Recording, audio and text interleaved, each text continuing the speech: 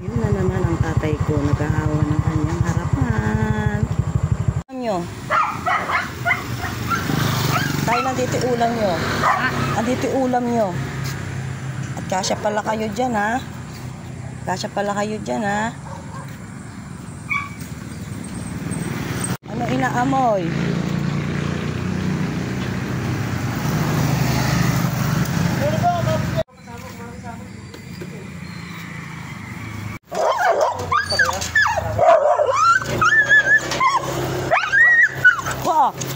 Ay, pasok!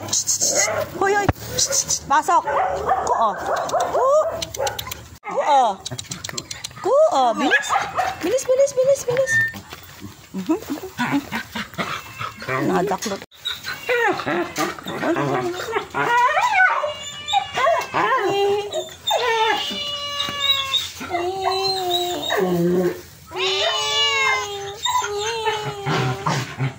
Praso, ayun na parang may tubong.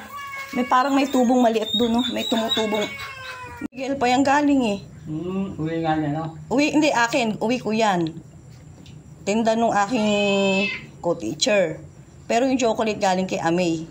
Sa Clark. Uwi na ako, tay. Oo, sige. Bahala na ako, tay. Hansel, napakatibay ng resistensya ni Hansel, ah. Lisel, nagpapaalam ako sa'yo. Kukunin ko yung ano din, kapiraso, ha. Yan. Ayan, at nakakuha pa tayo ng halaman. Dati ko na yung ipinagpaalam sa iyo, bunso kong kapatid. Ngayon naman po ay samahan nyo akong tingnan yung aming dating bahay, pati yung gaano kalayo yung nilalakad. Nais ko lang pong ipakita sa inyo kung gaano kalayo yung nilalakad namin before, nung dito pa kami nakatira sa Kakarong Matanda. Ganito rin kalayo ang nilalakad na aking tatay kung araw-araw siyang nagpupunta sa bahay ng aking kapatid. Kukwentuhan ko po muna kayo habang tayo ay nagbibiyahe. Dahil bago tayo umuwi sa bahay namin sa Siling Bata, ay ibibili ko muna si tatay ng toyo at mantika. May tindahan nga po pala kasi ang aking kapatid. At dito rin po kami sa kanya naglalagak ng ulam kapag hindi po lahat ay mailuluto ng aking tatay tuwing Sabado. Pati na rin po kapag nagdadala ng ulam ang aking mga kapatid. Yan, pasensya na po kayo sa ating video dahil hindi po maganda yung cellphone holder. Sobrang napakakulay ng memories sa kalsadang ito. Araw-araw namin itong nilalakad nung maliliit pa yung mga anak namin. Yan nga pala ang aming dating bahay, katabi ng bahay ng aking kapatid. May tao po ba sa tindahan?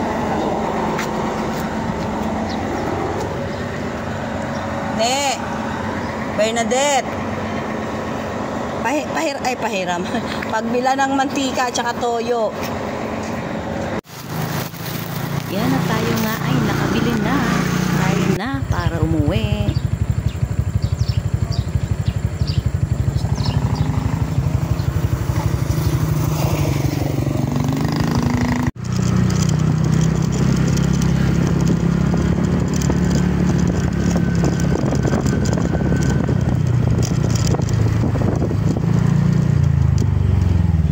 Tay, ito na yung mantika at toyo. Tay, ito na yung mantika at toyo, oh. Ayan. Baka gumulong. Hindi ko na sinabit sa gate. Bye-bye. Pala. Isang bye-bye. Bye-bye. Yun. Biglang huminto ang aking sasakyan. Yung pakiramdam na bumibigat ito sa pagtakbo. At mabuti na lang may nakakita sa akin. Galing ako nito sa bahay ng aking tatay dahil schedule ko ngayon Sabado na magdala ng ulam. At napansin nga ni Kuya na nagja-jogging na yung stand ng motor ay nakalaglag. Maigsi ang tali at naisip pa ni Kuya na maghanap na iduduktong dito. Kung walang nakakita sa akin, ang plano kong gawin ay magchat-chat sa aking pamilya. Dahil hindi ko naman niyang kayang buhatin para talian yung stand. Nalaglag po kaya ang spring? Hindi ko alam, may baka nalaglag siguro kasi natanggal, baka naputol. At nagtanong pa talaga ako kay Kuya, ano nga ba naman ang malay niya? Hindi pa naman ako kalayuan sa bahay ng aking tatay. Nagmamadali pa naman ako ngayong araw ng Sabado na makauwi ng Tiga saan maaga. po ba kayo? Ito yung tinatawag natin na Good Samaritan kasi hindi naman lahat ng tao ay humihinto kapag may nakikitang nasisiraan ng sasakyan. Ay, oo. Taga rito ako dati.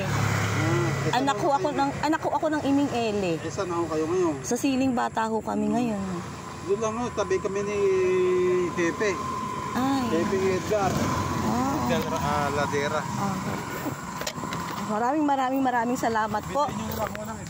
Oh, maraming salamat po. Disgrasya kayo. Sige po. At hindi pa nga ako tapos magpasalamat, humahabol pa. Oh, maraming salamat po. Masarap sa pakiramdam yung natutulungan ka, pero mas masarap sa pakiramdam kung ikaw ang nakakatulong. Patatanggal. Hindi ko alam. Hindi ko alam. Bigla na lang umano. Bigla na lang natanggal. Basta huminto ako eh. Parang ang bigat ng motor. Kaya pala parang mabigat. Eh yan, nalaglag yung bumaba yung spring. Nalaglag kaya yung spring buso?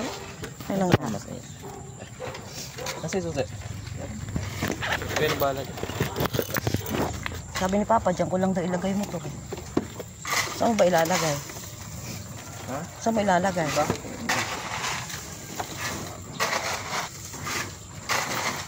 Ang problema, hindi ko binalikan. Baka nalaglag lang yung spring. So naramdaman ko na lang na bumagsak yung ano eh, stand. Magde-deliver ako ba? Wala na po. Nagmula pa dati. Ha? Ano? Nagmula pa to. Oo nga po. Ano lang, baka meron pumasok dito. Oo, mga pala. Eh, bakit hindi nyo nalagay yun? Simento, may kami yun. Oh, simento, pwede rin pala dun. Kuya Moises, good morning. ba? Hindi ko hindi lalabas eh, pwede ipasok. Pwede na kasi wala na paglalagyan. Dito sa banda. Ay, hilaan nyo na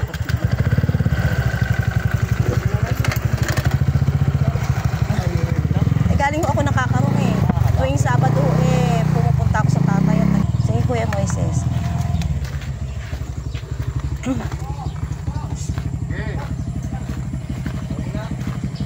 Ano daw? Sige, usog muna. Sige, buso. Sige, lab. Sige, pasok muna. Pwede na yan. Lab, wala na paglalagyan doon.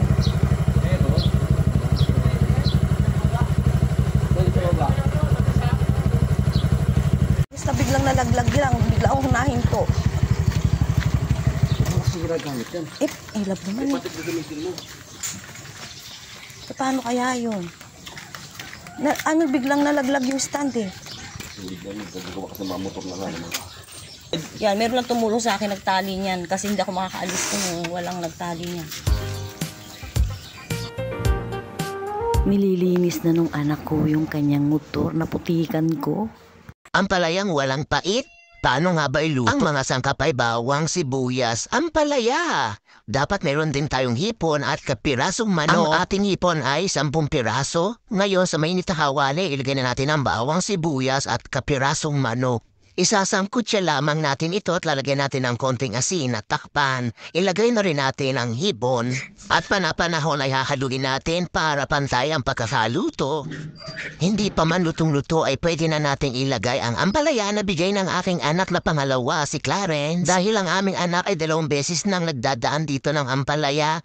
Kaya, 2 beses ko na ng pagluluto nito. Lagyan natin ng konting patis. Napansin niyo ba ang sikreto na pagluluto ko sa ampalaya kaya hindi mapait ito? Pagkalagay na ampalaya, hindi natin agad-agad hahaluin ang hahaluin. Ito ay tinakpan ko at inintay natin na maluto ng bahagya. At na maluto man ng bahagya, saka ko pa lamang ito hinalo. Yan ang sikreto ko sa pagluluto ng ampalaya. Iba't iba man ang paraan ng pagluluto sa ampalaya, ito naman ang subukan nyo ngayon. Bago natin ilagay ang 2 itlog ay nagawa tayo ng awang sa gitna o ito yung butas para ilalagay dito ang 2 itlog para maluto agad. Dahil luto na nga ang ating gulay, pati ang hipon hindi kailangan ma-overcook. At kapag nahalo na, takpan lang hanggang sa maluto. Ngayon, para sa plating, kumuha tayo ng square na plate. Kayo rin po ba, kapag mayroon kayong i-video, sa kanyo lamang kukunin yung plato nyo na maganda.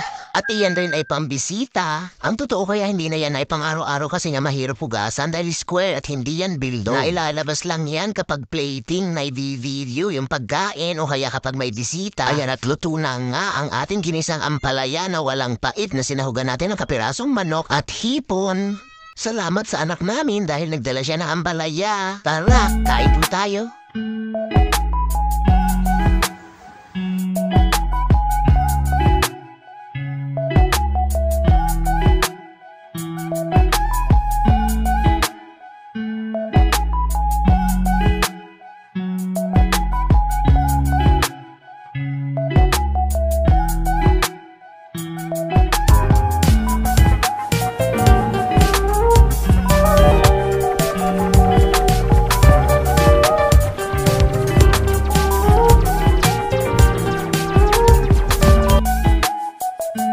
Magaling na bata.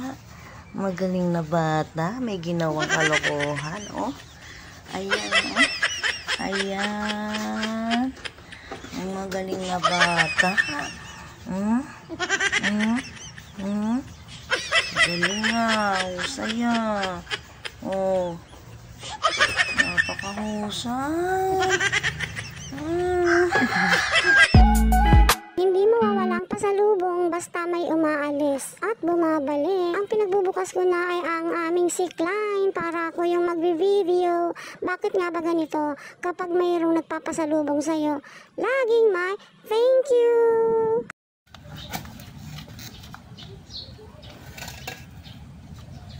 Mag-aalas-tres na po ng hapon ngayong araw ng Sabado at napakarami na po nating nagawa. At ito nga po yung ating ngayon na gagawin, yung itanim yung halaman na kinuha natin kanina sa bahay ng aking tatay. Pasensya na nga po pala kayo at ako'y minamalat. Ilang araw na po ito dahil siguro sa kauwi ko ng papagabi at laging umaambon. Kaya po ako'y minamalat ngayon. Marami na nga tayong halaman at hindi naman tayo masyado makapag-asikaso nito dahil tayo nagtatrabaho. Pero bakit ganun kapag nagagandahan tayo? Ay nakukuha pa nating manghingi at nadadagdagan nga ang ating aalagaan. Dati kasi napakamahal ng mga halaman. Ngayon hindi na masyado. Sana ay mabuhay natin to. Ang problema nga lang yung sa mga uod. Sinisira nila yung dahon ng mga halaman natin. Kayo po ba? Ano yung pantanggal ninyo sa mga naninira ng halaman? Abuso ko kasing kapatid at ang kanyang asawa at anak ay tumira sa bahay ng aking tatay at mayroon silang naiwan ditong halaman. Simula pa kaninang umaga, nagbablog na tayo ng ating biyahe at ang gagawin ko ay maglalaba naman ngayon pero hindi ko na ito video. Gusto ko lamang munang magpaalam at magpasalamat sa inyong pagsama sa akin ngayong Sabado. Maraming salamat!